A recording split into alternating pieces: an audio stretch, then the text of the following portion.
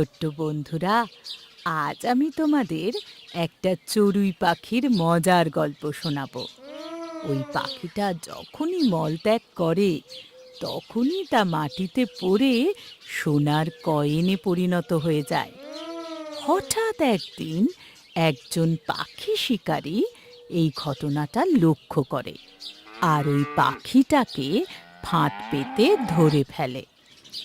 তারপর ওই চড়ুইটার কী পরিণতি হয় তা জানতে গল্পটা কিন্তু শেষ পর্যন্ত দেখো। একদিন এক পাখি শিকারী এক বিশাল বটগাছের নিচে ঘুমাচ্ছিল। একটা সোনালী চড়ুই উড়ে এসে সেই গাছে বসে। চড়ুই শিকারীর সামনে কয়েক ফোঁটা মল ত্যাগ করে। সেই সময় এক ব্যক্তি সেই পথ ধরে যাচ্ছিল। সে দেখে শিকারীটার পাশে দুটো সোনার কয়েন পড়ে রয়েছে। সোমদেব, হে বন্ধু, ওঠো,